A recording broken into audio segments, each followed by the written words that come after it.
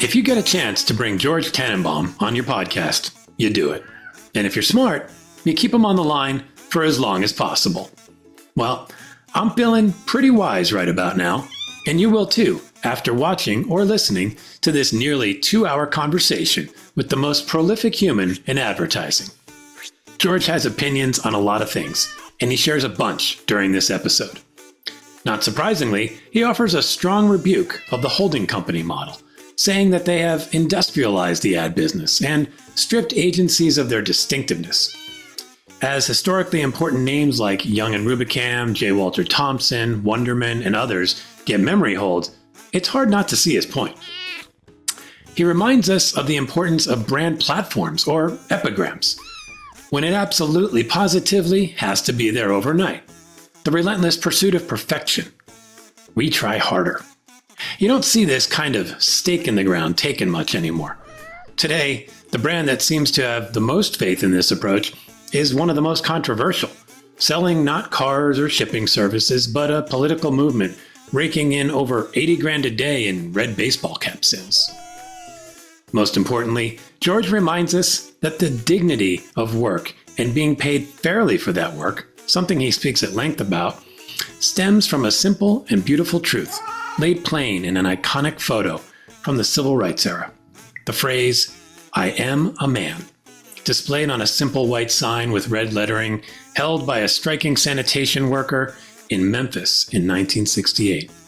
4 short words that said everything, and still do. Each human worthy of respect, dignity, and a paycheck that reflects both. Strip away the gendered language, and the message today is as clear as it was nearly 60 years ago. We are all worthy, and we are each worth more than what that doubting voice inside our head tells us. The more frequently we can remember that, the more chance we have of taking the suck out of work. 2 hours with George is like a masterclass in desuckification. So let's get started, shall we?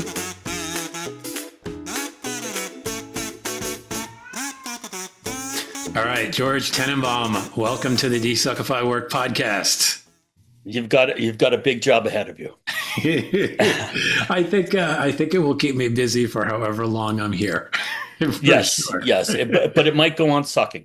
I think it very well might, but if I put even a tiny dent in it, I'm pretty happy about it. That's true. That's true. We're all trying. Yep. Yeah. So George, I'm sure a good chunk of people listening to this and watching this know who you are. But for those who don't, can you take a minute to just let people know what your story is, what you do, and all that good stuff? Yeah. I mean, I'm a copywriter by training. You know, I rose up pretty high, like ECD at some big agencies when ECD was like the big title, including Ogilvy, Hal Riney, Digitas, RGA for that matter.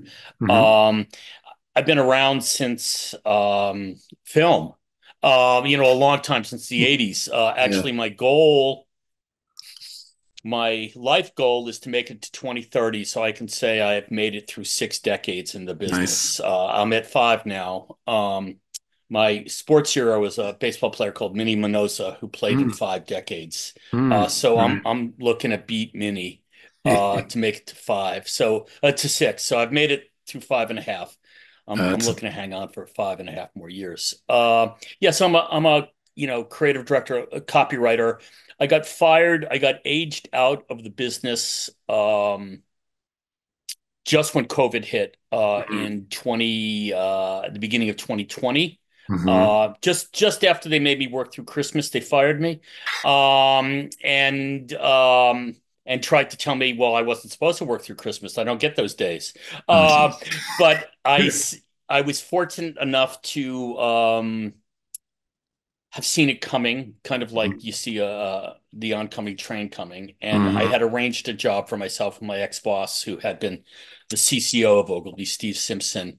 But what happened was I had developed, probably, TJ, a little bit like you realize you don't just have connections. After a while, you don't just have connections to social media. Once you get up to the 10,000 connections range, you've got a channel. Yeah. I mean, you're probably not that far off from the paid circulation of an Ad Week or an Ad Age.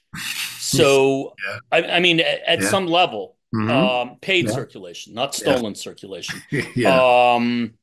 Or a small town newspaper. If you grew up in Yeah. in Ames, Iowa or something, Mm-hmm. you might be the third most popular newspaper in town. So, you know, around 2018, I guess a couple of years before I was fired, I realized I had 10,000 followers, Mm-hmm. and I started kind of running not ads for my little jokes for myself. I Yeah. have a blog. I've been keeping the blog for 10 or 15 years. I started running these little rectangular jokes, Mm-hmm. and they would get some press, some pass along, some virality or what, however you say it. Mm-hmm. And so when I got fired, I went to work for my ex-boss, Steve Simpson, in-house. But I had enough of a following and a pass alongness that clients, believe it or not, touch wood, started calling me. Yeah. And you don't make any money saying no to people Mm. as much as you want to. Yeah. Sometimes. So I started saying yes, and can I just keep going? Please, please. Yeah. Sally Like, Hogshead, who I'm still somewhat friendly with, said to me once, I've written about on my blog. She was creative director. Now she's into, I think, life coaching. She said, you have three things in this business. You have your portfolio, mm-hmm. and you don't have to be a creative person to have a portfolio. Sure. You have your portfolio, you have your reputation, and you have your network. Mm-hmm. And I had somewhat come through 35, 40 years in the agency business with those things pretty much intact, and they helped me attract some business. Mm-hmm. And the network, there was Ogilvy. I was fired from Ogilvy. There was an Ogilvy diaspora at the time, so a lot of account people, their next lives were as CMOs of Mm. um, companies, and I was a lot of their first calls. Nice. And yeah, I got, like I said, touch wood, and if you do a good job, clients get you clients. Mm-hmm. And so I built kind of a nice book of business. I mean, Yeah. it's not what I thought I'd be doing at 66 and a half. Um, but I was just not talking to, texting with David Angelo from, Mm-hmm. Yeah. he's he what's it called now? Ground Zero. He's Ground Zero, right? Or He's David David Goliath. Goliath, D&G. I don't know how Um, they go these yeah, days.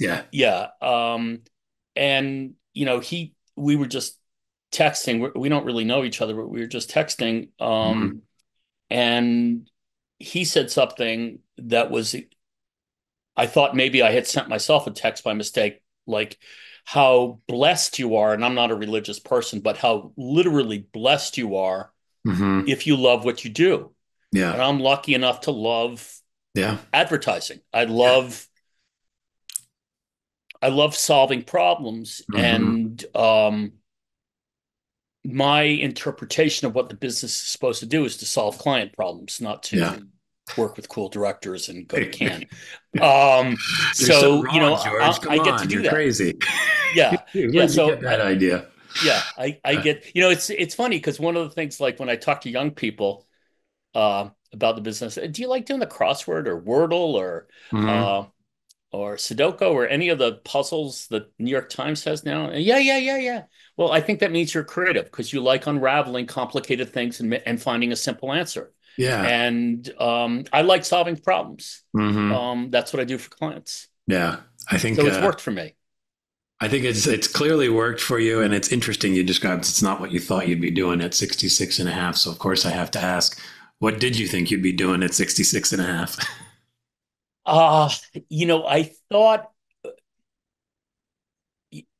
I was at Ogilvy twice, once Mm-hmm. from 99 to 2004, which was a successful run Mm-hmm. in many ways. Yeah. And once the aforementioned network and reputation, much of it was built there Mm-hmm. during that period, working for Steve Hayden, Chris Wall.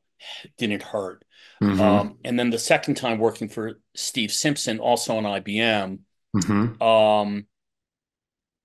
my last kind of year and a half at Ogilvy, I was working primarily on IBM, but every time there was a intractable problem on an account or a pitch or something like that, I'd be like the old guy they wheeled in on the handcart and like, George, can you solve this?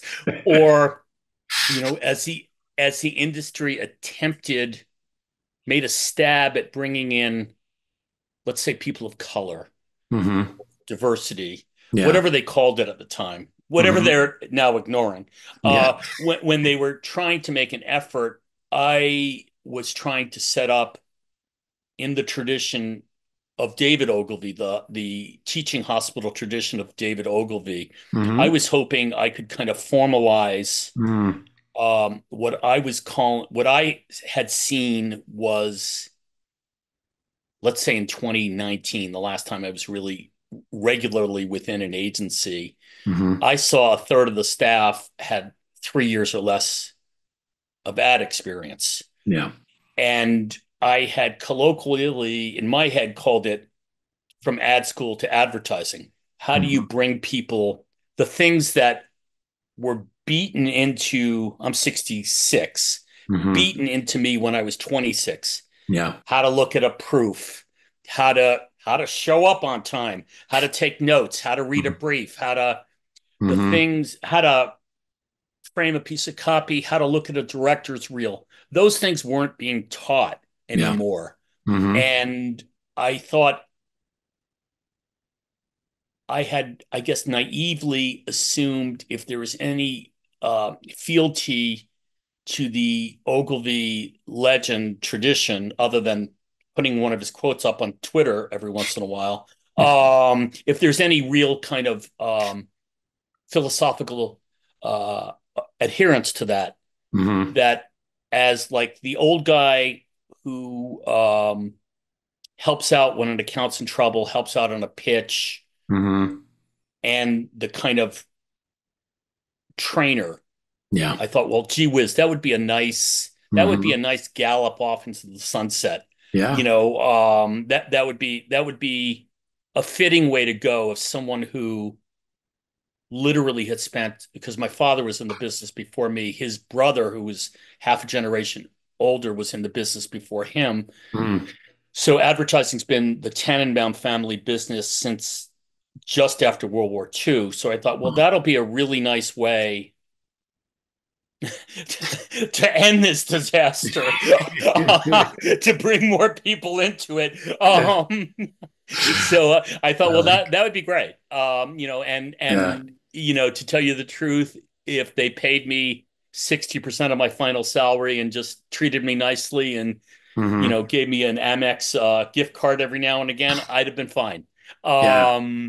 And people, luminaries, I'll name names like David Baldwin and I are friendly from Baldwin and Partners, or Partners and Mm-hmm. Baldwin, whatever it's called. He's not doing that Mm-hmm. anymore. He's now doing his own bar and the Gumbies and all that stuff, his band. But Yeah. he had said to me they should hire you just for your blog. Yeah. Um, and um, and another friend said to me who had been at Ogilvy, your brand is better than their brand. Like, why Mm-hmm. wouldn't you keep me? But they're looking for compliance, not for not Yeah. not for um, all the things that Ogilvy used to talk about. David Ogilvy used to talk about rebels, Mm-hmm. malcontents, uh, people who Yeah. say why. They're not looking for that anymore. So, I mean, it'd be interesting to dig into that a little bit, right? Because on its Sure. surface, like I hear it and I go, well, yeah, that's what it certainly feels like, right? Yeah. Particularly in the larger kind of mega agency holding company Yeah. world. Yeah. And then underneath it, you kind of look at it and go, why? Because, yeah, like for an industry that sort of adores quote unquote influencers, right? Right.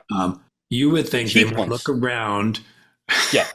like and go, we have our own set of influencers, folks like you and others who have made a really good career, have built their Right. own brand outside of that sphere, but it's still connected to this world. You would think, God, if I'm, running WPP or IPG or whatever, I might be like, for pure selfish reasons, how can I use George to better our business? So what? Yeah, well, it's like the Knicks still got Walt Frazier hasn't picked up a basketball, for pay since 1977. Right. He's still announcing he's still the representative of the team. Like Sandy Koufax works out with the Dodgers still. Right. He's 88. Yeah. He's the team. He's the heritage. He's Dodger Blue.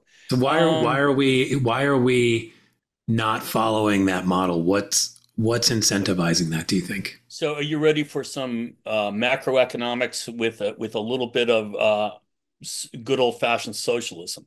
Yes. Is the ad industry is no different from any other industry that has been chain storified. So you're younger than I am, but we're not terribly far apart. No. I might have babysat for you back in whatever, but I'm not so much older than you. Like, if I say Spiro Agnew, you'll roughly know who I'm talking about. Yes. You grew up in a world, I grew up in a world where if you went to buy a newspaper, that's not a good example. You went to buy a book, you went to a local bookstore. You went to buy a cup of coffee or have breakfast. You went to Angus Burger on 74th Street. You went to buy a hammer. You went to a local hardware store. Yep. And the industry you and I grew up in used to be, when I started in New York in the proper industry back in 84, when I got my first agency job, there were hundreds of independent agencies. So, there were hundreds of them. And actually, depending on how you saw yourself in the business, you really didn't want to work for one of the big companies. But even the big agencies, with the exception of like a McCann, which is owned by IPG, there really was no WPP. Right. It hadn't bought J. Walter, or which is no longer in business, or Ogilvy, or VML, Y&R, ABC, Carpet, I think. So they were still independent shops. Same, the main streets that you and I grew up in, they weren't kind of shuttered because of Walmart and Home Depot and Starbucks and all that stuff. This is the socialist part. Those companies, the Walmarts, if you read George Packer, The Great Unwinding, the New Yorker writer, I think he's won a Pulitzer. He talks about those kind of companies as extractive industries. They go into, let's say, Scottsdale's a bad example because it's affluent, but they go into a town that had a main street. They open a Wall Street 7 miles out of town. They become, in a short while, the only employer in town. The wages are depressed, and all the wealth goes out to Bentonville. Right. That's the same thing that's happened to the ad industry. We're basically chain stores now. There's 5 chain stores. There's the WPP one, the Omnicom one, the Interpublic one, the Havas one, and the Publicis one. Undifferentiated product. You can't find help when you need it. Same thing is going on at Home Depot. You can't find help when you need it. They have a problem for every solution, rather than a solution for every problem. And the best way I can capture what my experience is like going to a chain store is, if you go into Home Depot and say, I don't know anything about tools, but I'm putting up shelves in my house. I need brackets over there. They'll just point. That's the kind of service you get in an agency now. It wasn't like that when we grew up. So to answer your question, why don't they care about influencers? All they're really trying to do, if you think of it as a XY axis, is they're trying to increase the spread between their costs and their revenue. So their revenue is going to go down every year because they charge less every year, because that's their business model. So their costs have to go down every year. And anything that adds to costs that doesn't directly add to revenue, they're against, because the spread is how Mark Reed makes $16 million a year in perpetuity. For the rest of humanity, he will be making $16 million a year. Yeah. So, I mean, it's not hard to understand, really. Yeah. It's, So, think about it as an airline. yeah. They don't give a shit what your seat feels like. Right. Or you don't have a choice. There's only 3 airlines. Mm. So is that in fact a better business model than if they were to try to invest in things that could increase revenue? Meaning, like, if they hired like a handful of like people who have had those kinds of careers who brought value into the agencies, and that allowed them to charge more because the work was better in some model. Like, is there any path to that, or is that only like if you're an independent, can you do that because the holding company model is so built to kind of extract? Yeah, I think I think the answer to both sides of your question is yes, Mm-hmm. because I do think there's a path to make money providing a high quality product Mm-hmm. and charging for it. Yeah. The agencies have competed, like you and I were kibitzing about having spent some time on Verizon. Mm-hmm. The agencies have, like a telco, have spent the holding company agencies have spent the last 10 or 15 years operating very much like a telco, a race to the bottom price wise. Mm-hmm. And they don't really care about churn because there's only so many places you can go if you're a client. Yeah. And clients now are 30 years into being trained that it's undifferentiated and we can optimize through programmatic. Mm. The other way of looking at it is, and maybe a more accurate metaphor, and I don't have any data here to support me. Mm-hmm. It's just an observation. I don't think I'm wrong. Yeah. But if you look at what's happened in the media industry, the journalism industry, the print journal, what used to be print journalism, Yeah. there's no more print journalism. Mm-hmm. The crappy papers in the middle and magazines in the middle, the Newsweeks, the Times, have all gone out of business. I would imagine Atlantic, New Yorker, Harper's probably have record circulation. I know the Times passed 10 million digital subscription circulation. Right. When their print subscriptions never went over 1.5 million. Mm-hmm. So they've found a rarefied audience that has money and is willing to pay. Mm-hmm. And if you look at a sociologist, a guy called Charles Murray, who's written a notorious book called Coming Apart, yeah, he basically says there's 2 Americas now. There's the one America. This is him, not me. Yeah. I'm just repeating it, where it's a 2-parent household. The kids are going to college. They're marrying within that college thing, and there's still a fair amount of upward mobility. Yeah. The other America, which is a much larger part, is there's the pathology of drugs, diseases of despair. Yeah. Unemployment, shitty jobs. And I mean, that's kind of what our political discourse is about. Yeah. The ad industry has chosen to go that route rather than saying, it's, I mean, that's how I see it. Like I said, I'm a little red. I'm a little red. I'll admit I'm a little red. I don't mean red state. No, I know that. And I appreciate the perspective. I tend to be a slightly more optimistic person than you, and I think we can get. Everyone is, but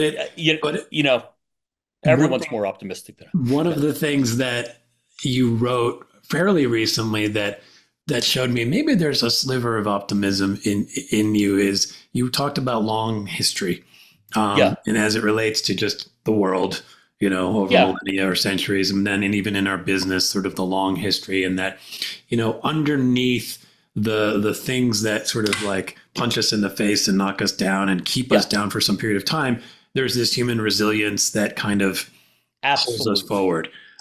What does that look like for this business? What is that thread like that that comes out on the other side of this long part of history that maybe it's actually a little hope. how I make my money.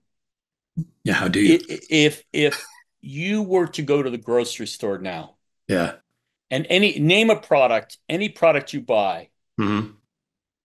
grocery store, you need to buy a new sedan or SUV. Mm-hmm. Yeah. You can't really tell me the difference between a Nissan, a Toyota, a Mazda, a Honda, anything Mm-hmm. else. Right. If you're going to go to the groceries, if you're going to go to the Walmart, not Walmart, Walgreens, Mm-hmm. CVS, there's only 2 drugstores left. Yeah. You can't tell me the difference between CVS and Walgreens. Right. If you were going to buy mouthwash, you can't tell me the difference anymore between Listerine and the Walgreens brand.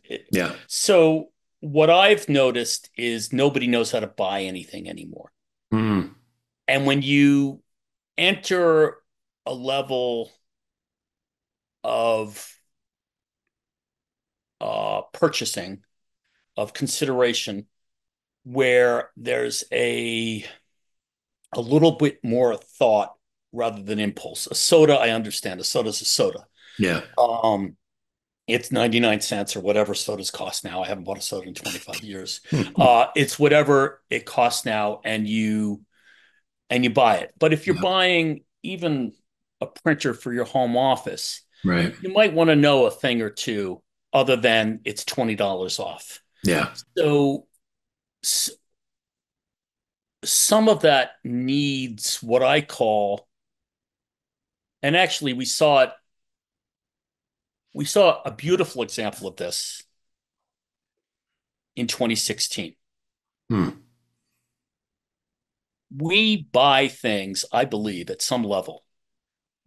The brands that we love have epigrams attached to them. Hmm. Nike is Just Do It. FedEx, absolutely positively. We can do 100 of these, you and I together. Mm-hmm. Charmin, Bounty, the quicker picker upper, however you want to. They were things that defined. Yeah. If one of the functions of a brand is to bring order to a disorderly universe, mm-hmm. the universe will always be disorderly. Yeah. We still need those epigrams mm-hmm. that bring order to a disorderly universe that say that's what that product's about. The reason I bring up 2016 was Trump came up with a great slogan, Make America. It's a great slogan. I hate it, but it's a great slogan. But, and you contrast it, and there was a book about it. I forget the name of it. I have it in my Kindle that had all 216 tagline choices of Hillary. Mm. And she settled on I'm with her. Yeah. And if you think about the difference, one's all about her, one's about you. Yeah. And I believe that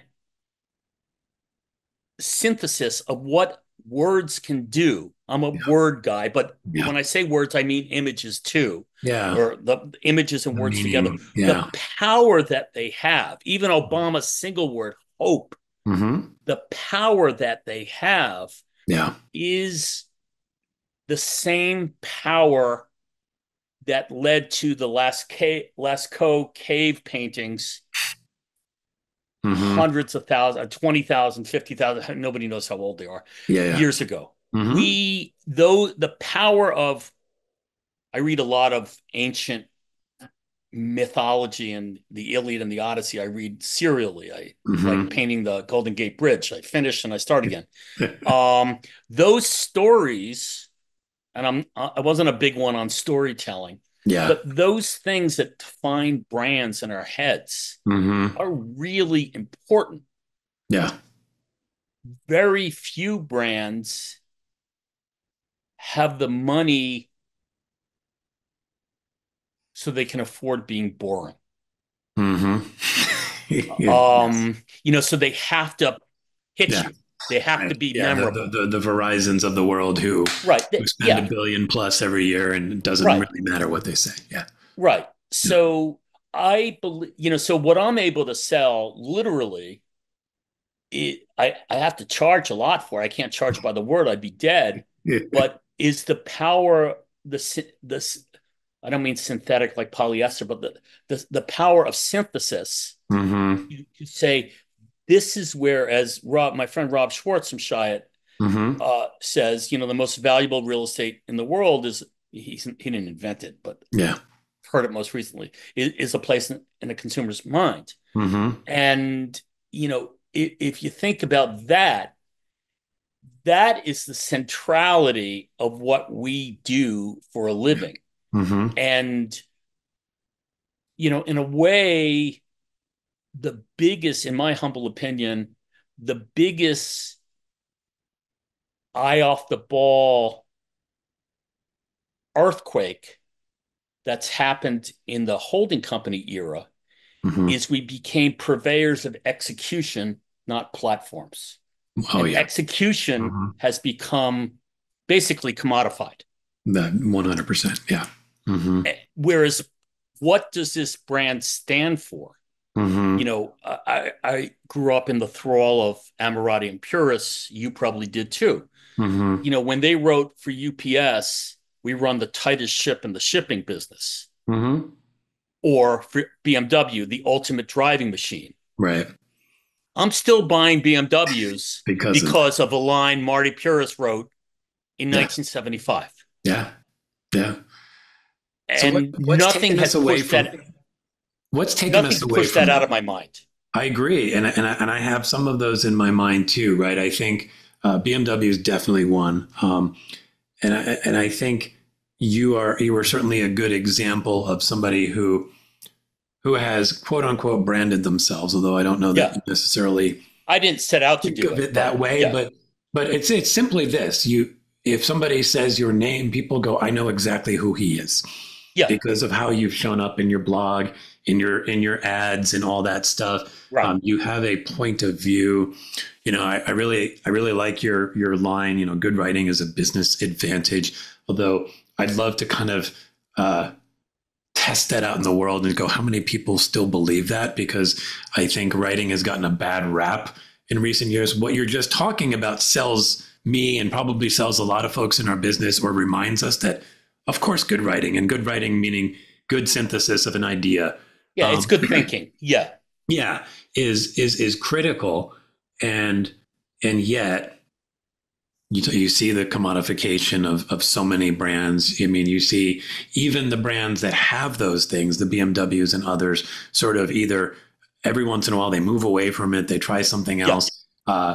The I feel like the mood in the agency world over the last 10 years is kind of like taglines are old school. Yeah. They don't Yeah. I mean love that. anything. And it's kind of like, one, where do you think that comes from? And then two, how do we sort of steer the ship a little bit back towards reminding people of that? I mean, you're doing it with what you say every day and what you write Yeah. every day. But how do you get that baked into the system a little more? Yeah. It's two parts to that. I mean, it's from a business POV. Mm-hmm. It's better for me to convince people one at a time, because when I convince them one at a time, I get a client. Yeah. If I try to convince the market, Mm-hmm. I don't know what's going to happen. Yeah. So, when I have a phone call, people call me because of the ads, which Mm-hmm. I've had agency heads call me and say, your proof advertising works. So Mm-hmm. that's good enough for me. Yeah. Uh, but from a more macro point of view, which is what you're asking, Mm-hmm. humankind has always wanted to believe in alchemy, Mm. that that we could take straw and leave a gnome. Can I say gnome anymore? Leave a gnome in a room overnight and he'd weave it into gold. Or Yeah. we could take Mm-hmm. lead and pigeon feathers and Mm-hmm. the hair of a princess and turn it by mercury and turn it by some process into gold. I'm Mm-hmm. sure in the foundational books, the Bible, whatever, there was a Deus ex machina. There were Mm-hmm. things that happened that manna that brought us untold riches because we were virtuous or whatever. Mm-hmm. And I think the thing that really pushed the industry over the cliff started around 25 years ago when the internet was going to be the great something for nothing machine. Mm-hmm. I don't have to spend money on media. Yeah. I could be so targeted. I don't have to be interesting. I know you're interested in cats. Mm-hmm. So if I send you an email that says things you never knew about your cat, Mm-hmm. which is not creative, right, you're going to read it because right. I know that about you. So it was the triumph of data, which is Mm-hmm. something for nothingism Mm-hmm. rather than hard work. Yeah. Mm. And I think a lot of our political discourse, we can, if we can get rid of the immigrants, if we can unleash the oil companies, if we can lessen regulation, we're going to have heaven on earth again. Right. Even though we've lived through a lot of those times, like, we don't need minimum wages. More people will work if we don't have minimum wage. We've lived through that. I mean, I didn't. My parents certainly did. When a coal miner would end the day more in debt than he started the day. Right. Like, I don't want to go back there. Mm-hmm. So I think some Walter Scheidel, who teaches at Stanford, who wrote it'll be on my blog tomorrow. I read the book a while ago, but I brought it up again. Mm-hmm.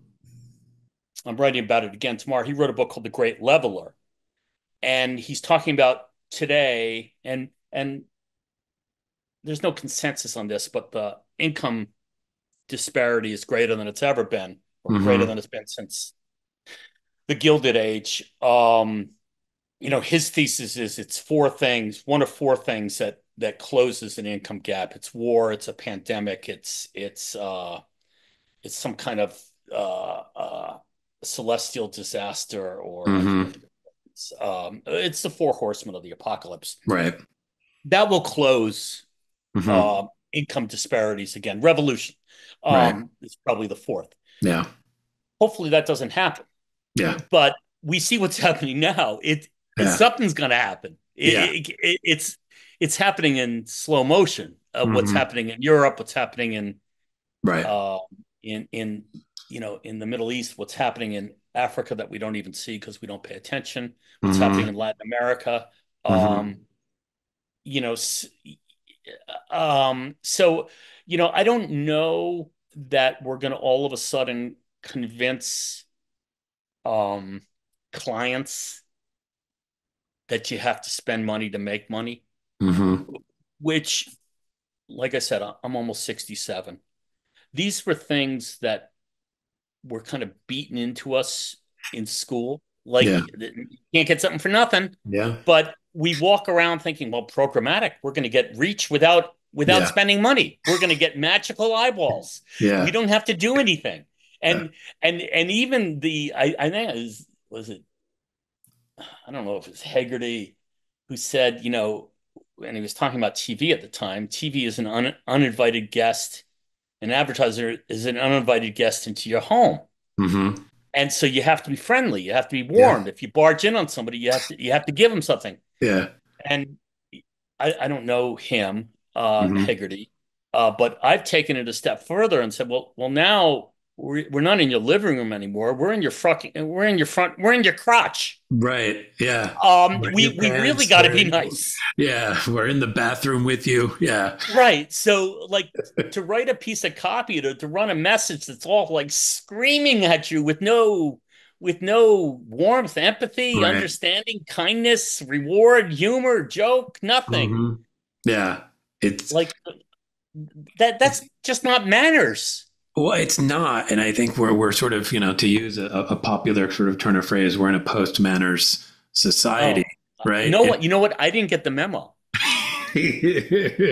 I'm glad you didn't, George, because I think we, it sounds very old and stuffy to say, like, we need to bring manners back or whatever. But, like, I think, and I don't even mean manners in, like, everybody, saying please and thank you, although that's part of it, but more like the air, the industry that we live in, and I don't mean the ad industry, just industry, is just this messy, volume driven kind of thing of just dumping shit on people and hoping eventually, like, somebody will appreciate being covered in your particular brand of shit, right? I mean, I don't want to be always on. I don't either.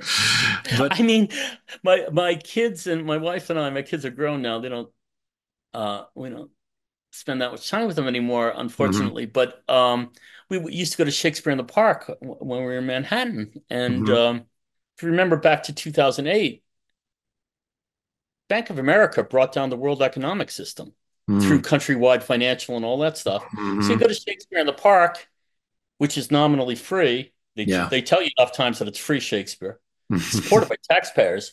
And then before the show starts, tonight's performance brought to you by Bank of America. Oh, geez. So I start booing. Yeah. Thinking I'm in liberal Manhattan, I could get the wave going. Yeah. And my kids scowl at me like, Dad, why are you doing that? Because these are bad people. Right. You know, because I read the paper. Yeah. They're bad people. I don't like them. Well, I think it's interesting. Like, I think the world is in many ways better when you can have those stronger opinions. Meaning, like, I don't like that person, that brand, that whatever, and therefore I choose and want to go work with somebody else, interact with somebody else. And the same way, you define yourself in the market by having strong opinions. And somebody might be like, I don't like George, like, but that's the best. Like, that's the best signal that you're doing it right, And I think like so many brands now just play in this kind of like mushy middle, which is like, yeah, I like to signal that I'm a good person by whatever sort of purpose-driven thing I'm attaching myself to. Meanwhile, I've got, near slave labor overseas somewhere. Right. But I don't really like to stand for anything, really, Which, I don't know. I mean, you know what hit me a few years ago? I guess I'm one of those, I'm a reader, so I read a lot. And I'm looking at one of the holding company annual reports, or I might have seen a blurb on their LinkedIn page or something. Let's just pick on WPP since I do it so often. And they have something in there like, WPP owns 200 agencies and blah, blah, blah, blah, blah, blah, blah, blah, these fields. And I go to the annual report, I see all the logos. There's a page after page after page, page of logo. And I say to my wife, do you remember? And again, we're not terribly far apart age-wise. But when we were kids, you had Coke, Diet Coke, maybe Tab. You had Sprite. Then you had Pepsi, Diet Pepsi, Mountain Dew, Dr. Pepper, maybe a little bit of Orange Crush or whatever. You had 4 or 5 brands. Now you've got like literally 50 SKUs of Coke. You got Coke, caramel, cherry, vanilla, caffeine free. You've got more and more SKUs, right? Right. Yeah. I don't buy soda, so I don't know what the store. Yeah. Yes. But Coke might have, I'm making it up, but they might have 50 SKUs, stock keeping units. Pepsi might have 50 SKUs or whatever. Keurig Dr. Pepper might have 20. Right. But what I realized was, so if you're in the retail business, you say they're buying shelf space. Well, that's what the agencies have done. Yeah. They bought shelf space. There's really no purpose. Yeah. What's the purpose behind a Y&R or VML and a Wunderman Thompson? What? Or a gray, AKQA gray and an Ogilvy. What? Right. Why do we need them both? What? Yeah. Well, that's presumably at least, part of the reason there's no tears shed when those multi-billion-dollar mergers happen, because it's like, so we lost J. Walter's no longer a brand and Wunderman's no longer a brand and Y&R is no longer a brand, but they had maybe ceased to become brands long before then because of this sort of commodification process, which, what I wonder, and this is actually, this is a question from my last guest, because, I've been talking about how I like to kind of share questions across episodes. And my last guest was Jordan Atlas, who you may know of. He worked at Edelman for 10 plus years, CCO. I think we're connected. Yeah. What a great name. Yeah. I got to say, if my name was Jordan Atlas, I would be a things. senator. Yes. Yeah. So his question was, talking about WPP or really any of them, if somebody, if Mark Reed sort of said, I'm done, George, I'm handing you the keys to this empire and free reign, do whatever it is you want with this. And let's take just blowing it all up off the table, even though that might be your first instinct. Right. What might you do to turn it into something that felt like it was adding value to the world in a useful way? Well, I think it goes back to what we were talking about, what I was blathering on about, a few moments ago. Like,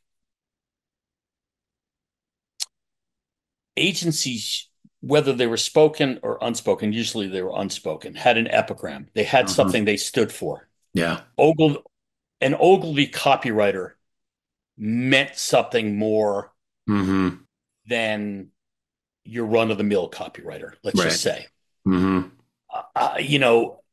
BBDO, you'd say production values. You'd say, the best TV reel in the world. Yeah. Good B had a certain modernity, contemporary kind of riz. Chiat was, a decade ahead of popular culture and had a California vibe. Even their New York office had a California vibe. Right.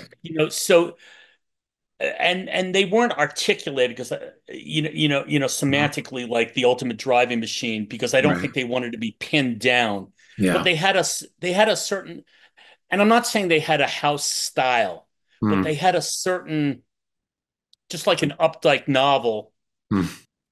I read his book, The Terrorist, after 9/11, is very different from Rabbit Run. But there was a semantic, there's a similarity. Like Billy Budd is different from Moby Dick, is different from Bartleby, but they came from the same pen.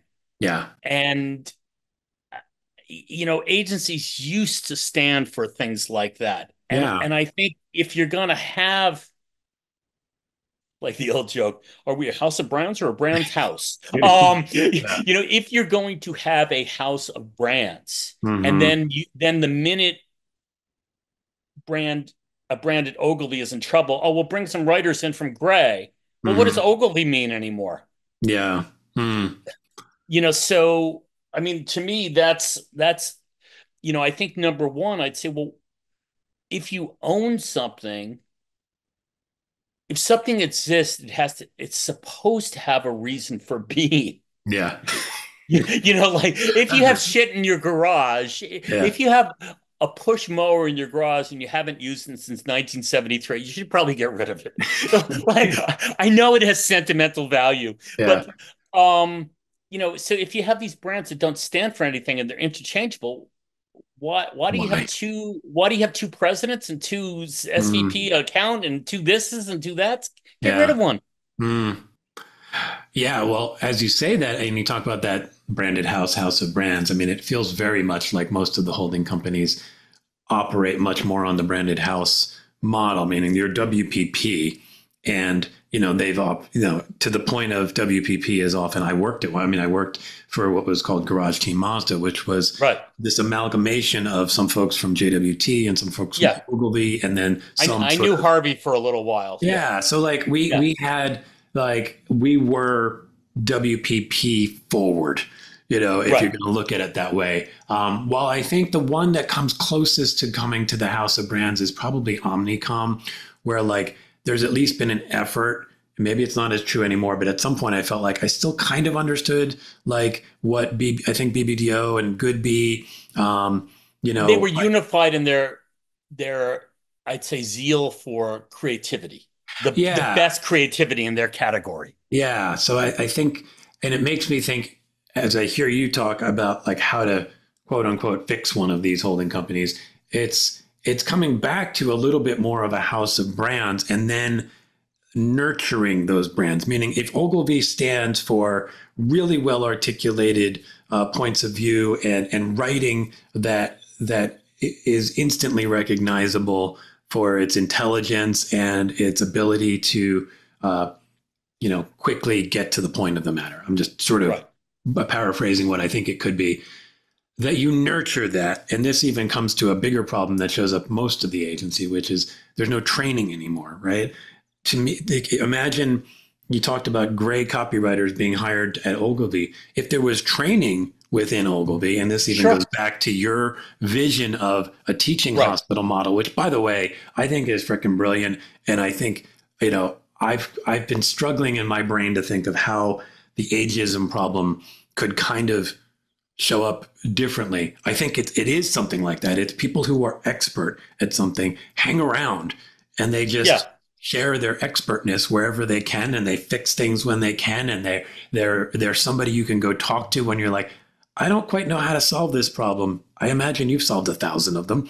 I love that, but that's also part of, if you have a house of brands, and I'm WPP and I have an Ogilvy, I entrust the people who run it to nurture that, to train people so that when a gray copywriter shows up, listen, you're smart, you did some things at Gray that are good, but at Ogilvy, this is the way we like to do things. And this is kind of our point of view on the world. And I want to help you learn how to do that. Do you think that's even possible? I mean, like, to get that kind of vibe? It's hard not to be cynical.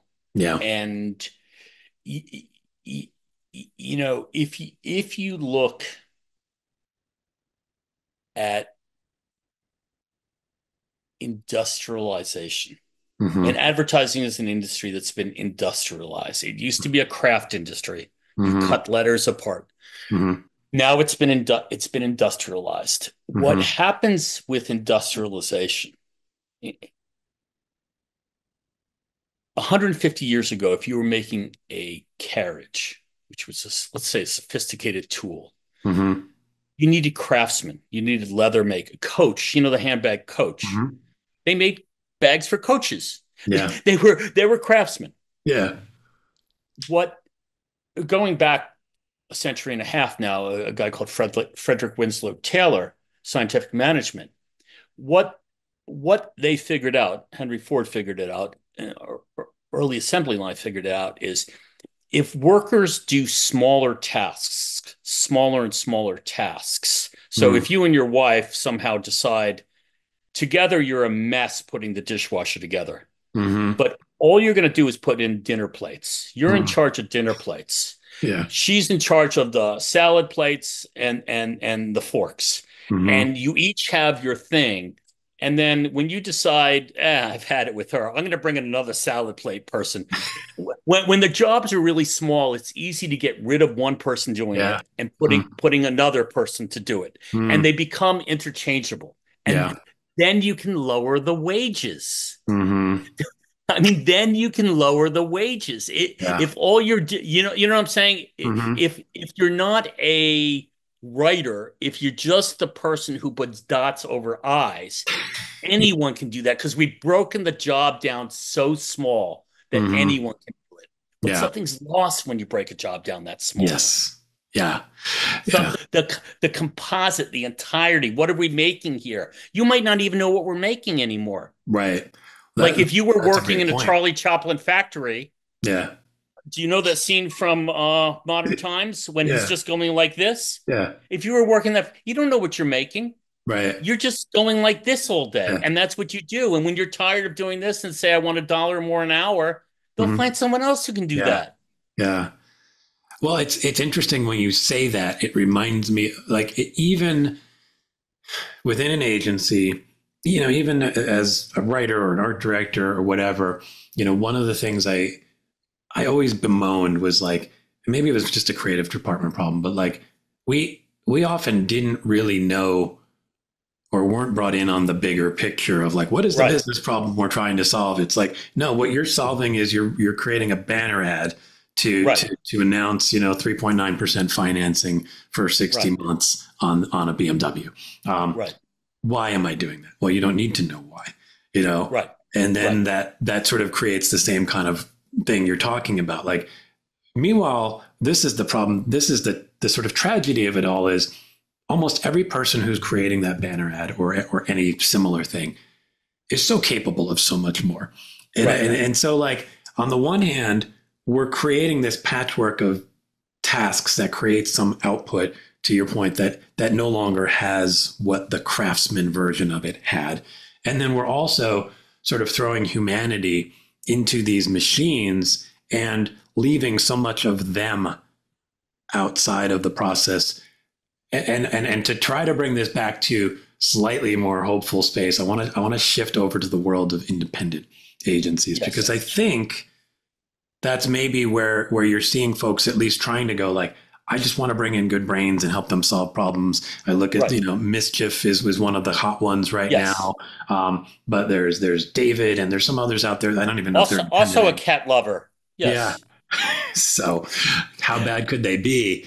But and I think the thing like, is that where if I'm a person either coming into advertising or somebody who spent 40 years in the business and still wants to be in it,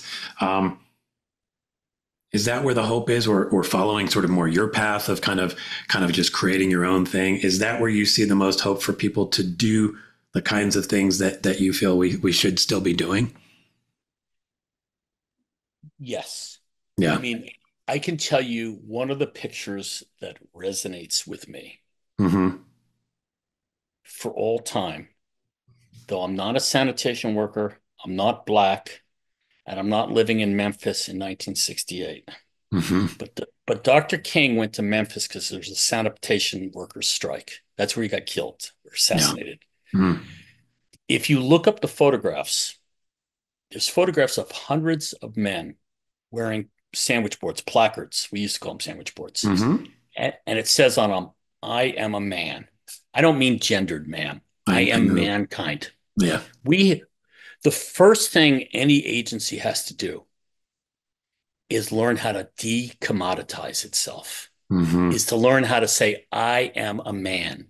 I am not working for shitty wages. I am not working at holding company wages, because those are only sustainable if you're producing 5,000 ads. They're only sustainable if you're producing a lot. Yeah. If what you're doing is the defining part of a brand is a much more important and a much more difficult and a much more costly job than the save 20% on the 2024 3 series through July 22nd. It's a much hard, seminal job. Yeah. And the I am a man part means you're going to stand up, and I talked to Cindy Gallup about this, who's the high priestess of charging what you're worth. Yeah. Like, Cindy, how do I charge what I'm worth? How do I not back down and say, shit, man, if I ask for more than what an agency charges, they're going to say no. Yeah. And that's the hardest part, because there's a phrase in Adam Morgan's Eat Big Fish, his book on the Challenger brand. It's the only thing he wrote in that book that is in jargon. And he says, one of the things that a Challenger brand must do is upset the dominant complacency.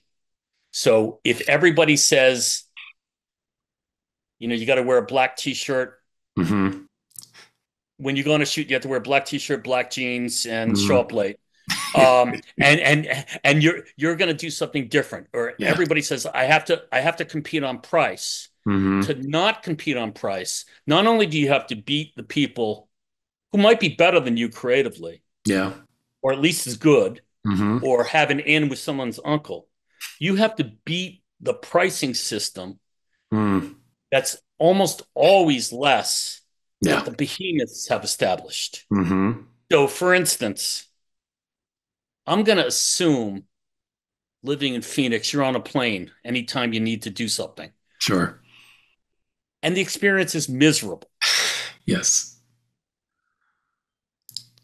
But you don't have the money or the confidence. No one has the money or the confidence to say, if it's $79 from Phoenix to LA, on shitty air, and they're all the same and they're all shit. I'm going to charge $99 and give you leg room and a fresh bagel. Right. They'll be out of business in a week. Yeah. Because nobody has the confidence to do it. B, most people, because they're going through corporate procurement, will say, well, you can't spend 99 on something I can get for 79. And it's the same thing with us. We're going through corporate procurement too. So the odds are stacked against you. Yeah. But that, to me, actually, and I'm not trying to sound like an asshole, when I work with a partner, usually I work alone, but when I work with a partner, the biggest problem I have about pricing is convincing the people I work with to accept the money that I'm offering, because I offer more than anyone else, because I charge more than anyone else, because I'm worth more than anyone else. If you don't believe it, I mean, Tiffany's doesn't sell it what Zales sells for, right? Yeah, and maybe they could be bigger if they were Zales. Maybe they'd be richer. Maybe Tiffany's is owned by somebody now, but you get the point. Yeah. And you have to be willing to say, I'm not for everyone. And I don't need to be the biggest person in the block, and I don't need to make $26 million. And God damn it, I want to do the work myself. Yeah. But I think that's really hard. Yeah. I mean, I'm working with my ex-boss now, and he negotiated the contract with the client, and it's way less than I usually charge. And he's my ex-boss, but he hasn't figured out how to charge. Yeah. That's fascinating. I mean, I think it's probably one of the most common problems. I mean, you look at the current freelance market and you see what companies are paying, hey, we need a senior copywriter with blah, blah, blah experience, da, da, da, da, da. And then you see the day rate and you're like, that's not a senior copywriter day rate at all. And it's not a living wage. And yet there's like 1,000 comments of people going like, because we're all in the same boat, which is like, I don't know how to do what you just described. I don't know how to I try it at times, and maybe sometimes I'm better at showing up that way than others. But I also know the fear that is within everybody up to your ex-boss that says, well, I can't do that. I look around, nobody else is doing that. How dare I say I'm going to be 25% more? Well, that's when I look at that photograph and says, I am a man. Yeah. And it's like, you kind of have to, I mean, there's a little bit of it that, and I'm not, we could spend 12 or 14 podcasts about whether or not I'm an optimist or a pessimist. Yeah. I mean, I'm not inherently optimistic, but at some point you have to kind of go, I'm doing this. Yeah. I'm going to believe in myself. And if you look at all the brands that we grew up with, that we live with, that we purchase, that all race to the bottom price-wise, it never works out. Right. It never works. Why would it work out for us? I know. It's such a weird trick of psychology that we think it does somehow. Like we think we're going to make it work, or we just don't even think about it, which is probably more likely what happens. Right. I'm on the wheel. Yeah. I mean, I'm just like, it's definitely hard to do it. It definitely costs money, but I've spent a lot of money figuring out how to charge. Yeah. Because I talked to pricing consultants. Yeah. And the story that one guy told me, which I can share here if we have the time. Yeah. Which is, it's 10 o'clock and you're coming home to your home and your wife's out of town or whoever's out of town, you're all alone, and you realize you lost your keys. Can't get in the house. You're not going to break a window, whatever it is. You're in an apartment, whatever it is. You can't get in the house. You go on your phone, you find a local locksmith, miracle of miracles. First one you call, answers the phone. He's there in 5 minutes. He bangs the door a couple times. He puts a little thing in the aperture, and boom, your door is open, and then he changes the lock and he gives you a new set of keys. Yep. Takes him about 7 minutes, and he says $150.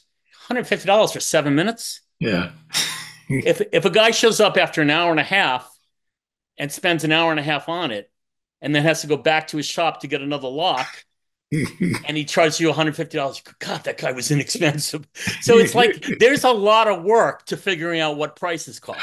Yeah, and that's a great example. To proving your worth. But I mean, I've been saying this for literally 40 years. Mm-hmm. What do you think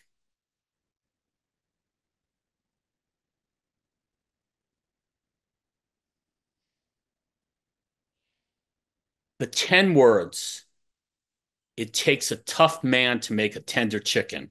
How much money did that make the world? I mean, it made the Purdue family literally billionaires. Yeah. And it changed an entire industry and probably 10 others, because industries that had been commodities like supermarket food, chicken. Yeah. All of a sudden, they saw they could put a premium on things that had been store brand. Yeah. How can you charge for it takes a tough man to make a tender chicken? I mean, that might have made taking McCabe 12 minutes. Right. Yeah. How do you charge for that? Yeah. That's a great question. I hope they got fairly compensated for it. Yeah. Yeah. Yeah. But I get it. Like that the market that we're mostly swimming in right now will say like, and I have, people who reach out to me sometimes for work where it's like, I'll pay you for an hour because that's what I need. And it's like, I get it, but obviously you're getting more value than my hourly rate. Right. That's a challenge, right? Because yeah, if I come up with a really good headline within that hour that then allows the brand that I'm working on to whatever, launch a new product and have, $1 million more in revenue. Yeah. How do I connect to that? It's hard. And every time, you're putting your ass on the line, but I don't know how else you do this. Yeah. I mean, I would imagine this is not a fully formed thought. In the early days of Christianity, we could be two Christians talking to each other in Rome.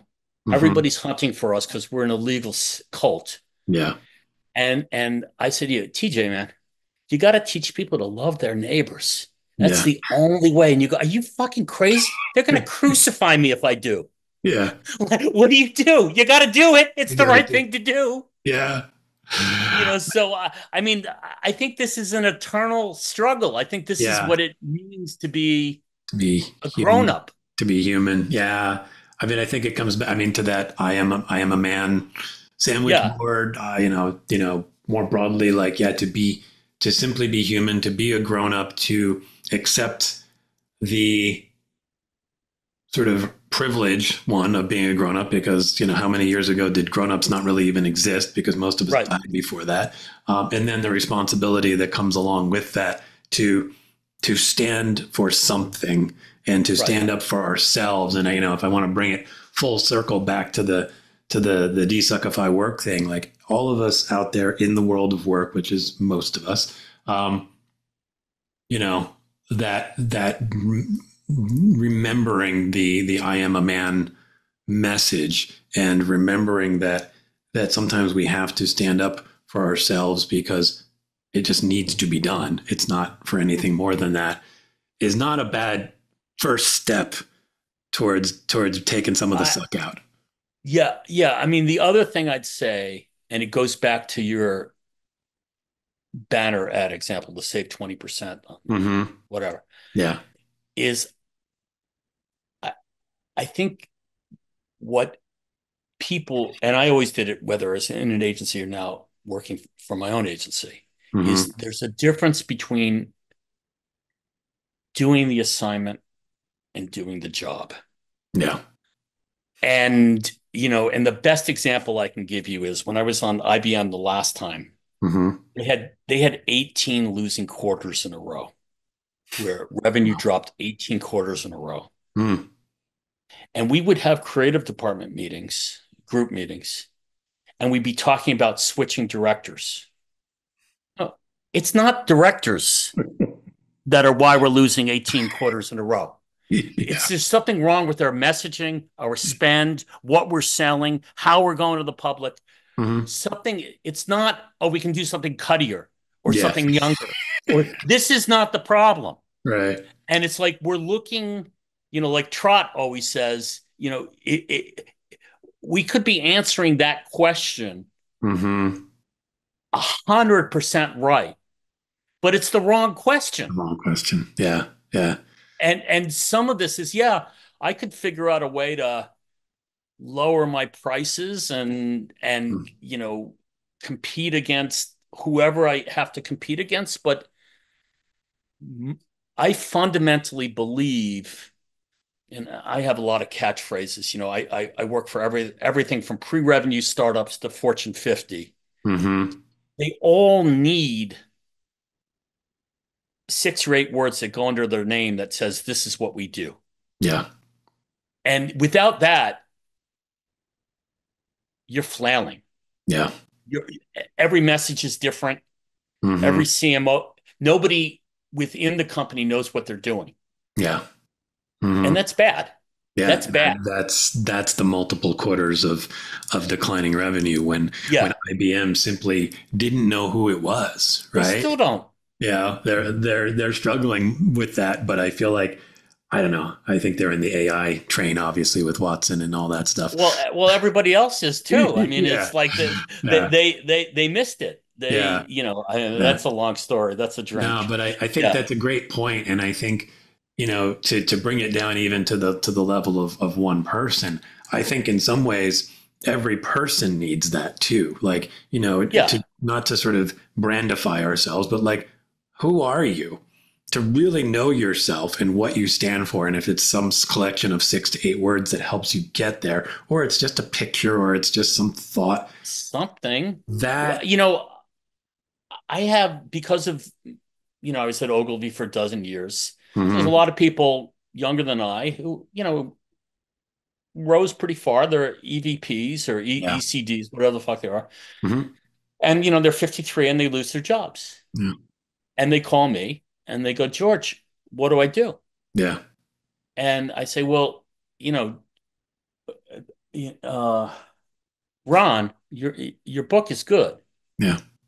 But of course your book is good. Yeah. Everybody's book is good. I mean, can you tell the difference between Greg Hahn's book and, someone else's book? You can't really. I mean, you can pretend you can. I can't tell the difference between Scorsese and whatever. I'm not that smart. But they're all qualitatively. It's just what hits you. So it's like, well, what do you do differently? Yeah. And they look at me like, what do you mean? Right. I go, well, everybody's book is good. Right. I mean, you can go on LinkedIn and find, and between now and 5 o'clock your time, so 4 hours from now or 5 hours from now, you can find 50 books easily that are really pretty fucking good. Yeah. And you're competing against those people. Yeah. So if you can't all of a sudden get Lance Accord to reshoot everything that you have, mm-hmm. and even then, so what do you do differently? And you're only going to get a second with a client. Right. So what do you do differently? Mm-hmm. It's like, you better.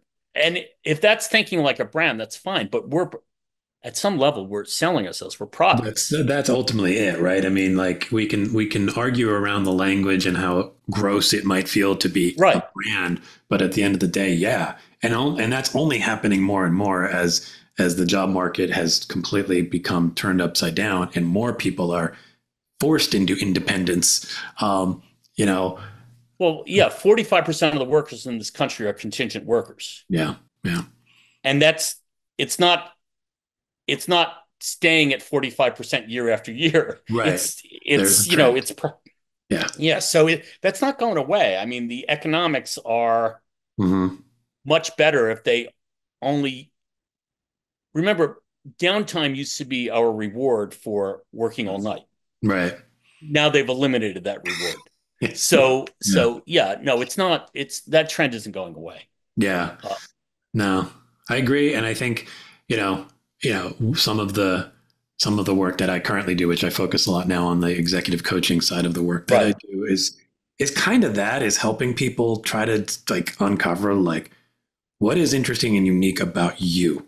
And that could be you even as if you're running a small agency or whatever, like why in the world would I choose you over the other 10,000?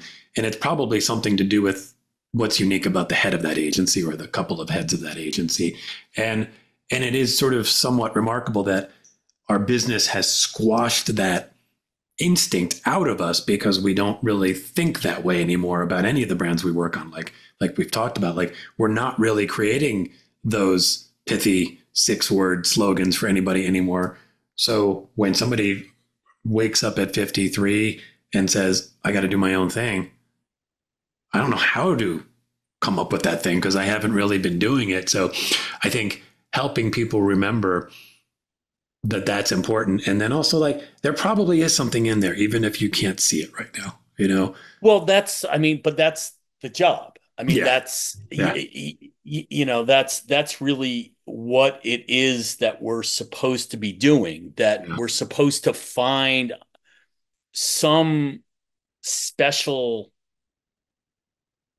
something that makes us stand out. It's, and I don't know how you have to find it for yourself but everybody, if you were single and meeting people at a bar, you would have to find some reason to be selected as opposed to the other guys or women in the bar who might be more attractive and wealthier. Right. So, like, what is it? Is it your sense of humor? Is it your attentiveness? Is it your manners? Whatever it is. Is it? But what do you do differently? Yeah. One of the things I say to be, I know we're way over, but one of the things I always say to people is, and this I learned from a headhuntress called Christy Cordes, is, our generation, we relied on our portfolios, but we live in a social media era. Yeah. And the epigram that I came up with was a portfolio shows what you've done. Social media shows what you do now. So a portfolio is a look back over your career.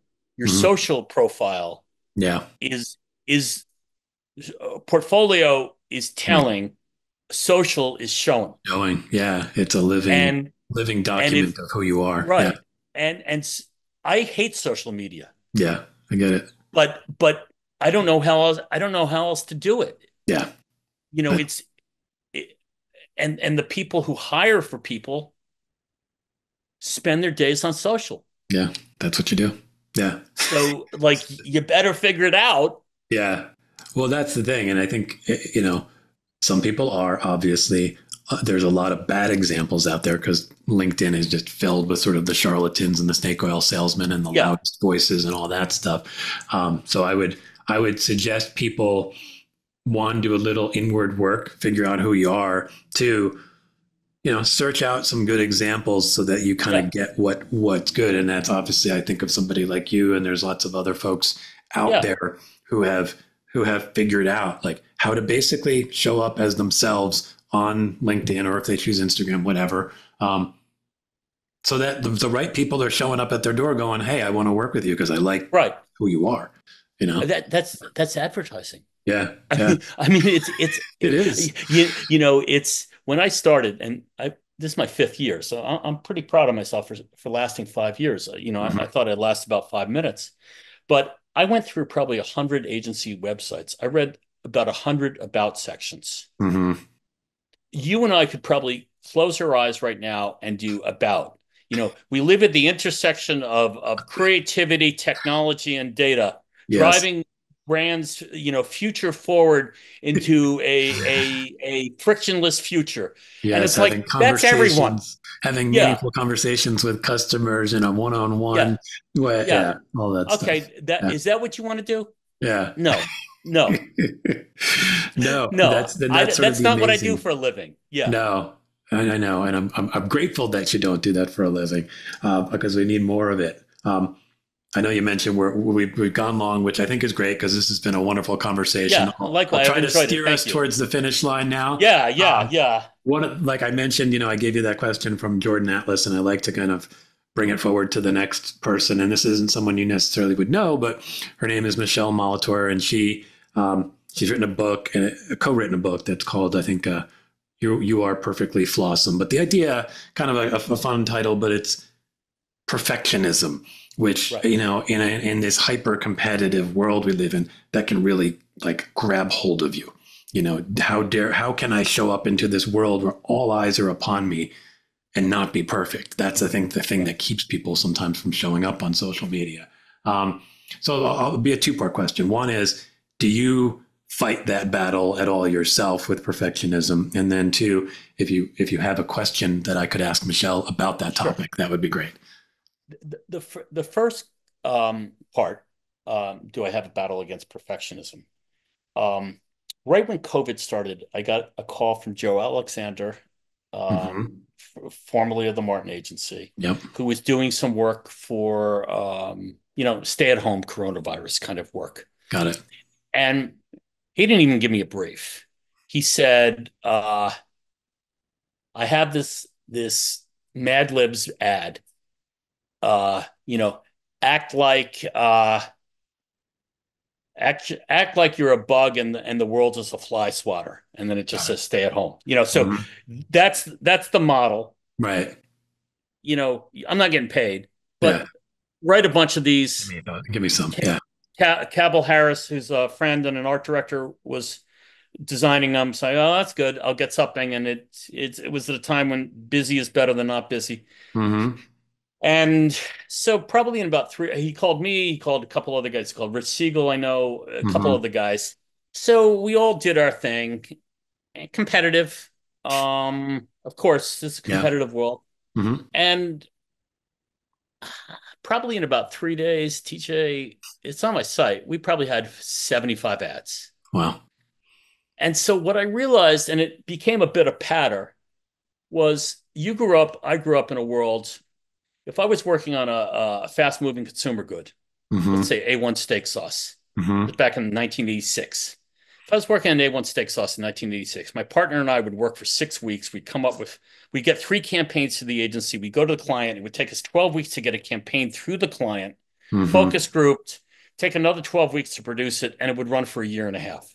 3 ads would run for a year and a half. And then, so after about 3 years, we'd have to do it all over again if we're still at that agency on that account. Yep. Today, you run an ad, you upload it at 9 in the morning, and by 9:15, you can tell whether it's working or it's not. Because you can see how many thumbs up you get. Yep. And if it doesn't work, oh, I've had a bad day, and I've got another day tomorrow, and you do another one tomorrow. Yep. Nothing lasts more than 20 minutes. So, like perfectionism, you had a bad ad. Yeah. It's a bad ad. Just do another one. It's not, it's a little bit, and I don't like the guy as a comedian, but there was I think BBDO did it for a chip, Frito-Lay chip, Jay Leno, eat all you want, we'll make more. Right. I'm like, kill all you want, we'll just make more. When I do a client meeting, when I do a presentation for a client, I usually show them 50 ads. Right. It's like, what, 3? Right. Like, what, 3? Like 3? That's like having a sandwich shop. We got bologna, we've got ham, and we've got turkey. Yeah. What, do you have a meatball wedge? No. You're not going to stay in business very long. Yeah. So, it's like nothing lasts long, unless it's really reprobate. It's not going to hurt your reputation. You just had a bad ad. Yeah. And chances are somebody liked it. Yeah. It's just not a lot of people. Not so enough, it just wasn't a hit. So I don't really get hung up on the perfection stuff. What was the other part? I'm sorry, I talked too Well, much. if you had a question for this woman, Oh, Michelle, who's going to be on. yeah, I do. I wrote a question, which was,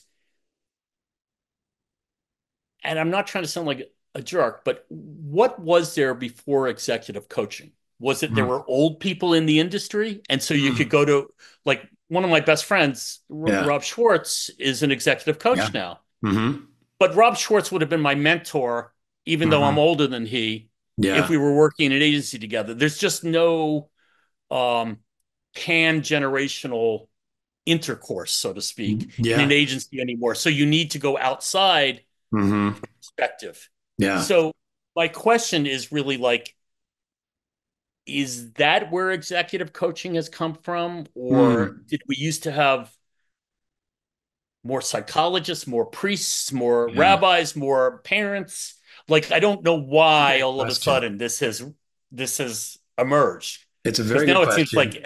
everyone's an executive coach. Yeah. No, it's a good question, and it's one I could probably give at least a partial answer to. But I'd love to hear Michelle's response to it because I Yeah, think yeah. it's provocative. And actually, my dad's an executive coach, so this gives me Oh, a okay. different perspective. So my dad had a 25 plus whatever year career at AT&T, like everybody kind of did back in the day, AT&T, Right, IBM, whoever. Um, and then when he was in his early to mid 50s, he took the package, whatever that they offered for right, you to retire, and he became an executive coach because in his last 2, 3 years, he was working with an executive coach. So it right. really kind of started in that, I would say that was maybe the mid 90s when that Huh, started. That was when coaching started to become a thing.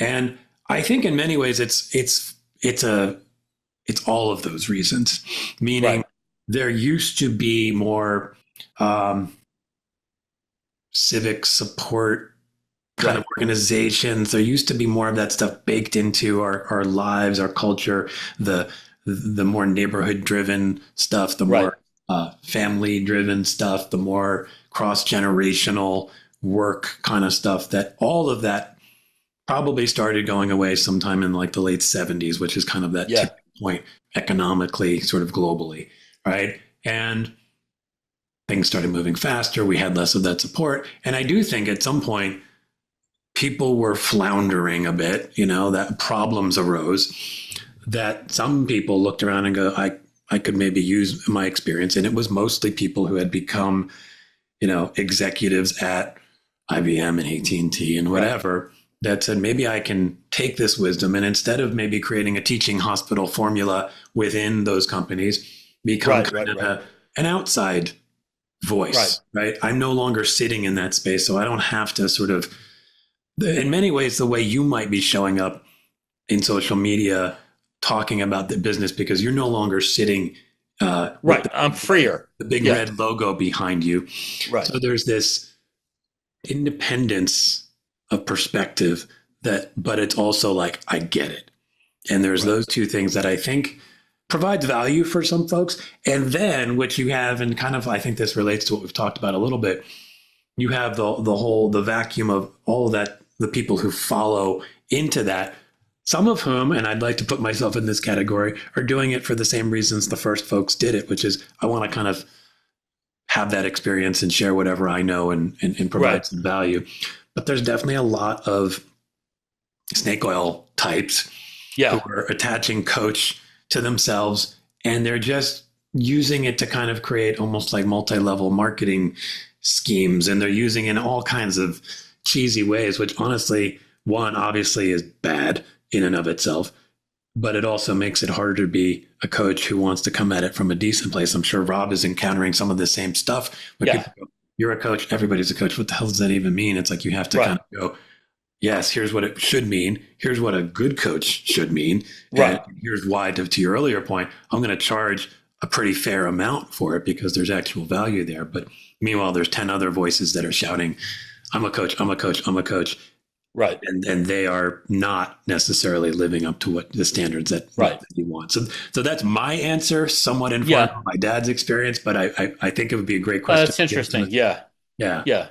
I'll give it to Michelle too because I think she'll have obviously her own perspective on it as well, and I think it's a good question to just put out into the water because it's definitely like you're not the only person who's noticing that everybody's a coach now. So how do we define it in a way that it actually means something? Yeah. Yeah. And we're not seeing a lot of evidence of great coaching because we're not seeing a lot of great leadership. Well, no, I mean, and that's the hard thing, right? Is like it's probably happening on a small enough scale that it's essentially invisible. I mean, I'd be curious if you ever had conversations with Rob about his own experiences, because like, has he felt like he's had any success with anybody? Well, he's doing a lot of work within the TBWA Chiat network and within Omnicom larger. So he's kind of my we don't talk about it directly, but my observation via social media is that he has kind of become a coach / troubleshooter. Like with the one thing I noticed with him personally is in his footer on his email, it says refounder. And I asked him about that, and he said he gave a talk to some European, I guess, creative directors at TBWA. And he said, the people we always looked up to in the business, Jay Chiat, Lee Clow, were founders. How do we become refounders? And I like that because from coaching, it had a point of view, kind of. There's a certain, you weren't filling in an interchangeable role. You were charting a new course. You weren't just trying to sustain. You were trying to remake. Which I never played football, but I've watched a little bit of football in my time. And it's like when teams play not to lose as opposed to play to win. And I think a lot of that has probably infected our industry. It's like, we don't need to rock the boat.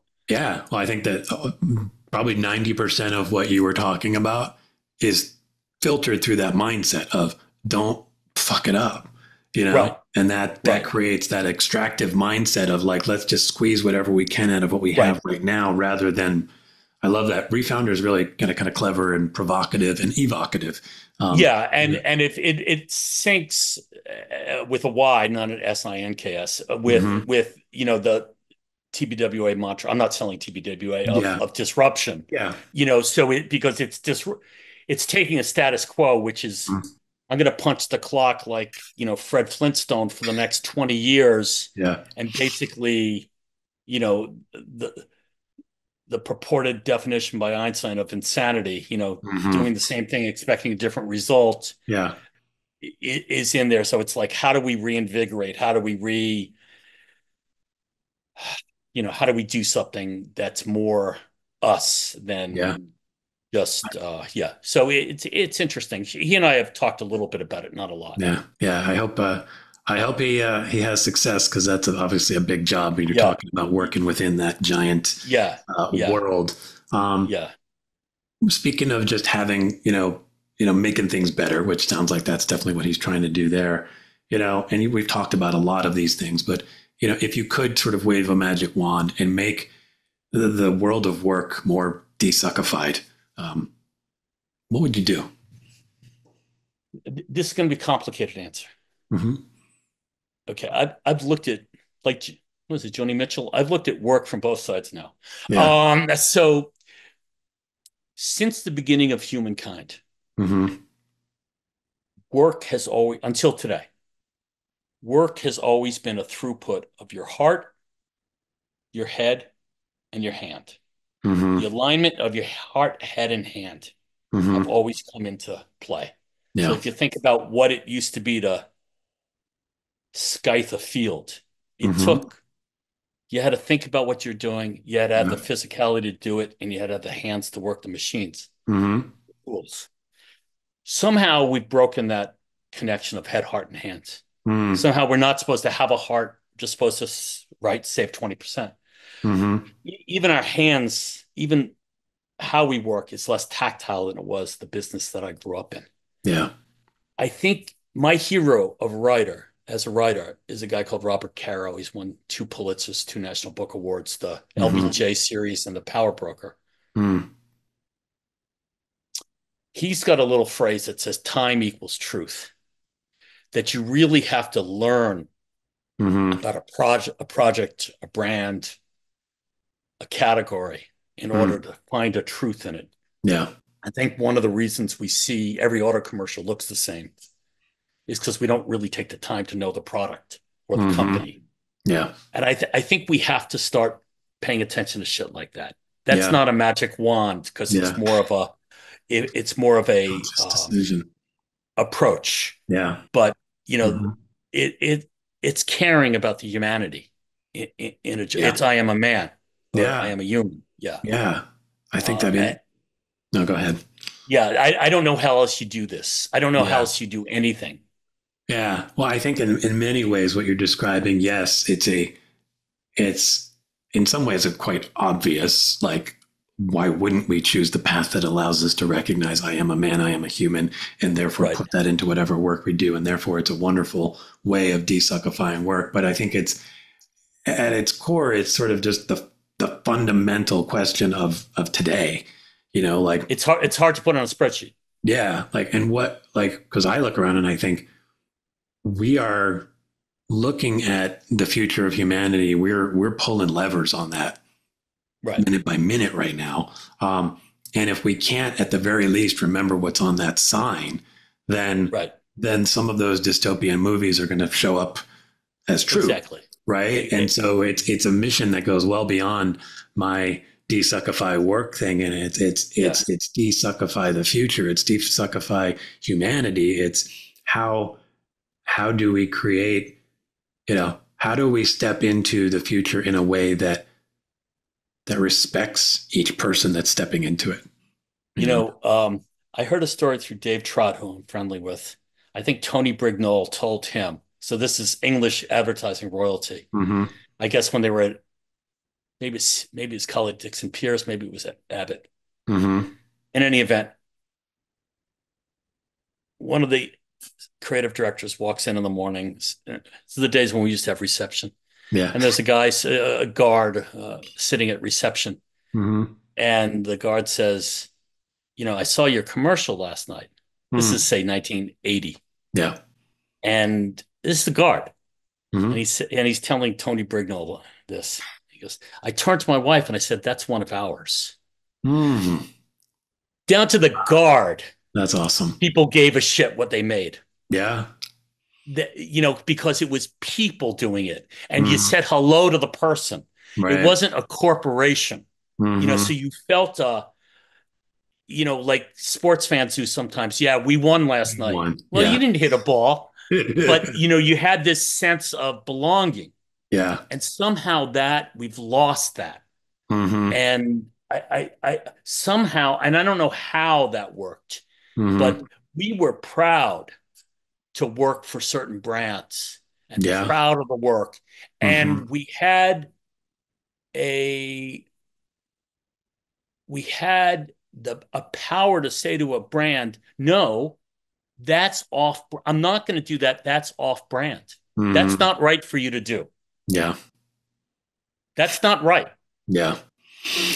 Yeah. Now brand is just some, it's just a logo. It's and it's almost like, cute, like, oh, brand. That's so like 1992 thinking, to have a brand. Yeah. No, but I remember saying to clients, no, you can't do that. That's dishonest. Right. We're not doing that. Right. And they would like recognize, like, oh, okay. They'd say, oh shit, thank you. Yeah. Thank you. Yeah. I mean, the guard story is amazing. I think that's like one of my favorite advertising stories. I'll see if I can find it. I might have the interview with Tony. And I'll see if I can find it. But it was one of those things that's like, I'm someone who has real passion for the business. My breath, it took my breath away. Yeah, I mean, it's like you talked about heart, and like if you don't feel that in your heart as soon as you said it, it's like, you get the glisten in your eyes. You're like, oh my God, that's it. That's like what you want, and that's what we need to, refound to use Rob's language there, right? It's like we have this. It might be apocryphal, but the NASA story was somebody asked a janitor at NASA what his job was. He was pushing a broom. Yeah. And he said, I'm putting a man on the moon. Yeah. And you go, well, That's it. that's what you want. Yeah. That's what you want from everyone Yeah. in an ad agency, Yeah. at a Yeah. client. Yeah. Everywhere, really. Right. Yeah, yeah. Want that. Yeah. No, I'm maximizing shareholder value. yeah. Yeah. That sounds super fun and not Yeah, dystopian. Um, yeah. well, I love that answer to that question of sort of how do we desuckify, and I think it goes well beyond the workspace. Now to just have a little fun, I ask every guest, to make a sound effect. You talked about how I love cats, so I use a lot of cat sounds and other stuff. And I don't know whether this is, what you're going to do here, if you're going to bring in the holding company CEO, or if you got Oh some. no, I don't. I just have a description of one. I wrote it down. Hold on, I Yeah. don't remember it. It- Oh, you know what? My my favorite sound effect. yeah. Well, it's two parts. Everything with Okay. me. One is the absence of all the pings and dings and things we hear because it's like constant, Mm-hmm. and they're interruptions. They're not. They're Yeah. not just. They're not just little niceties. And Mm-hmm. then the second is I like the sound of pages turning because Mm-hmm. I think we have to get into what we do. We have to Yeah. learn shit. Yeah. We have to actually learn what makes a car go if we're going to write about a car. Obviously, Mm-hmm. that's a metaphor, Sure. but we have to learn. I mean, that thing I said about the heart, the head, Mm-hmm. and the hand, that's not just something blithe, like Right. glib. That goes back to making bowls in, Mm-hmm. on a riverside. This is what we Yeah. did. This is how we impart humanity Mm-hmm. across people, generations, foods, Mm-hmm. time. Yeah. And it's not just fucking press a button. It's you. So we have to take the time to actually do things, Yeah. to actually think. Yeah. No, I like that. Do you think you can you replicate the sound of turning pages? Give it. It just well, I can do paper tearing, but I think it's just like yeah, I think it's that. Yeah, I Yeah, love that. Yeah, no, yeah, I think that's fun. I like to try to put those into the intro a little yeah, bit, so I'll slide it yeah, in there somewhere. yeah. You know, George, this has been amazing. I know we went long, but I think people are going to love hearing your perspective on all of this stuff.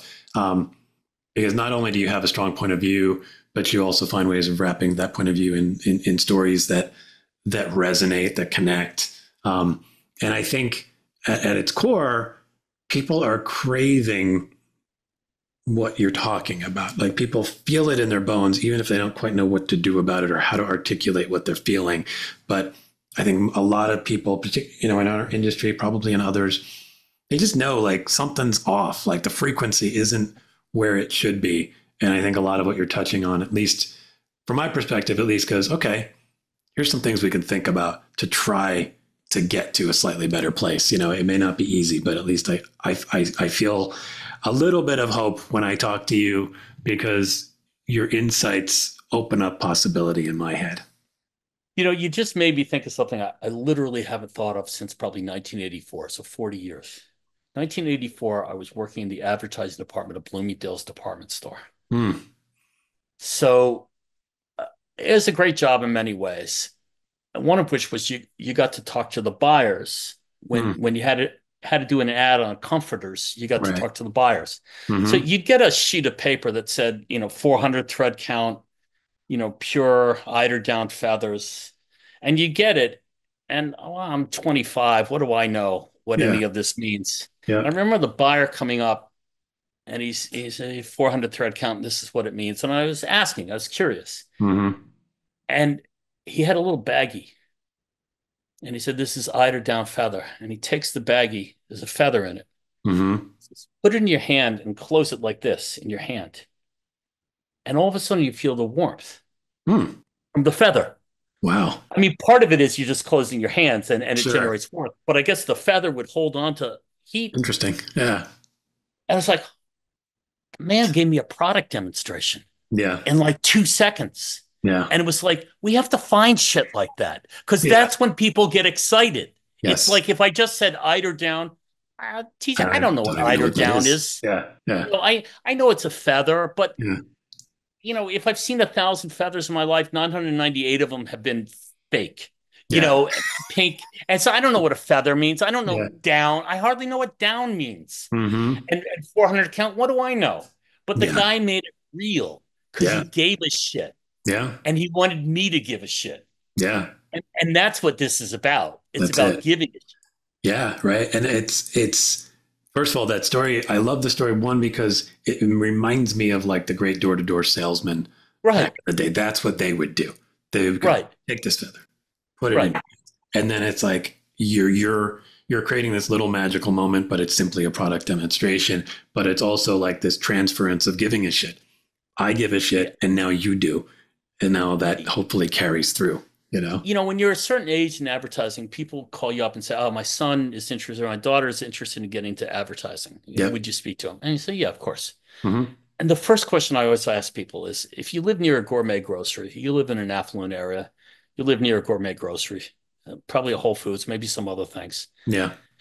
And there's usually a wall, 4 shelves, 5 shelves, 6 feet high by 4 feet wide of fancy European mustards or olive oils or balsamic vinegars. Mm-hmm. And they go, yeah, yeah. Does that excite you?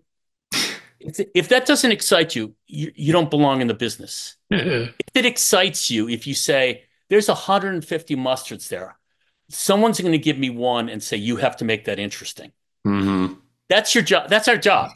Yeah. That's our job. There's 150, just like when we were talking about creative portfolios before, Mm-hmm. there's 150, Yeah. 32 years of experience, good agencies, nice awards. Mm-hmm. How do you become interesting? Yeah. So somehow we have to figure that out. Yeah. That's our job. Mm-hmm. Yeah. So, to me, like I said at the beginning, my father was in advertising. Going to the grocery store with my father was better than any MBA. Mm. He explained the fucking world walking through the ice cream aisle. Like, you just knew look, there's a piece of mint on the cover of this. And you got it. Yeah. You got it. But I this love is that. what because he loved it. Yeah. Yeah.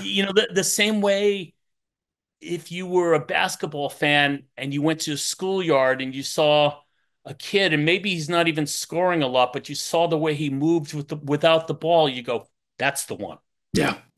Mm-hmm. That's the one. Mm-hmm. Yeah. I heard that's how, when Willie Mays died, that's how they said he was discovered. The scout went down to look for someone else. Willie Mays was 17. They saw Willie Mays and they go, him. Yeah. So, I mean, there's something that's our passion. It's the feather. Yeah. Yeah. Well, I feel, I hope people hear that, I think is what and I hope like people can connect to that. And I think passion for this job or any job goes a long way to making it suck a little bit less too. Right. When you get to spend your day doing the thing that, just like you said, like you stare at that wall of 150 mustards, like, oh my God, I would love to like crack the code on bottle number 37. Yeah. Like, and there's some farmer, the farm's been in his family for 600 fucking years. Right. Yeah. And he knows the soil. Yeah. And he knows what that soil means. And exactly. It's not just grubs and dirt in that soil. There was the sweat of his great grandfathers in the soil. Yeah. Shit, this is the mustard I got to buy. Yes. This is what we have to figure out how to do. Yeah, I agree, and I hope more of us do. And it's you're sort of swimming upstream because there's a lot of stuff that totally runs against that kind of thinking out there. But I think you are to harken back to a kind of goofy but somewhat actually meaningful political slogan, whether you liked him or not, 1,000 points of light. There was actually truth under that I think got lost in sort of who he was in the time. But I feel seems like a good guy now. Yeah. Yeah, exactly. But like, I think people need to like look out for those points of light. I think you are one of them. And on that note, I'd love you to kind of take a chance and say, like, how can people keep up with what you're doing? What's the best ways for people to follow you and see what you're doing in the world? I'm told I'm the king of LinkedIn. So, I think if you Google me, you'll get my blog. And if you get my blog, you'll get my LinkedIn. And then go from there. I read a blog post every day. So I write five blog posts a week and have for 17 years. So it's easy. Yeah. It's easy. So I think you are fairly easy to find, and you're fairly easy to spend a few hours down the rabbit hole exploring who you are through your blogs, your ads. I mean, I would love if you had a counter on how many blog posts you've written, how many ads you've written, how many blog posts. It's close to 7,000. The ads I've never calculated. Yeah, I mean, it's just because I have a better writing system than I have filing system. Yeah, but you're obviously quite prolific, and also in that you are also writing stuff that's genuinely interesting. I think, I'll give people a little taste for explore your blog and figure out how you started a power outage by playing baseball. I think that might be let me finish though with this, because people will say to me, how do you write those ads every day or write a blog post every day? The ads are easier to answer. Go, you know what? All I have to write is 8 funny words a day. Yeah. You can't do that. It's 8 funny words. It's like you write. I mean, when I used to teach ad school, I'd go, if I wrote nothing is impossible and put an Adidas logo, you go snooze.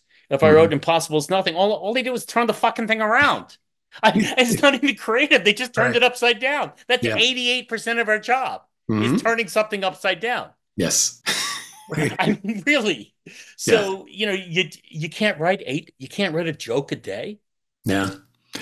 I think the short answer to that is because of all the damn noise that is in our world, in our jobs, right? Yeah. The 97% of our jobs that are sort of pointless, moving pixels around versus that 3%, which is the turning the thing upside down so it actually makes somebody smile or think differently, or whatever, think different, to take another turn of phrase. Like that, I think, is the big thing. We're so inundated with just constant noise. Well, but that is part of, if we were going to write a book called I Am a Man, it's step away from the noise. Yeah. That's one of it's like, you can choose to turn the volume down. Agreed. You can choose not to become a timesheet junkie, a spreadsheet, bullshitter. You can choose. You can choose to do the assignment they give you in the job that you think needs to be done. You can choose a different way. That's Viktor Frankl, Man's Search for Meaning. Yeah. That's what we're supposed to be looking for. How do I find meaning? Not just how do I fill 8 hours? Yeah. Well, I think that's a pretty wonderful way to end. Yeah, that was pretty good. Okay. That's one for me. Yeah. Pretty perfectly. So with that, George, thank you so much for coming on the show. This was awesome. And let's do it again soon. Yeah, thanks. Bye-bye. Okay. All right. Bye-bye. Thanks, everyone, for tuning in to the DesuckifyWork Podcast. And a huge thanks to George for bringing a deeply informed point of view to the show. If you enjoyed the episode, please like, share, rate, review, subscribe, or consider opening a fast food franchise called Desuckifried Chicken and becoming the official sponsor of this show. You can follow George on LinkedIn. Check out his blog at adaged.blogspot.com and check out his sites at georgetannenbaum.com and georgeco.de. His work is fantastic, but it's his POV that makes George, George. And it's what people are paying for when they hire him at rates many would be afraid to even say out loud. Agencies could do well to remember that. Agencies should also remember to check out my site and my Substack newsletter. I've got my own POV on how we can make work suck less and mean more. Want to find out what that can mean for your agency? Let's explore during a free half-hour strategy session. Bye, everyone.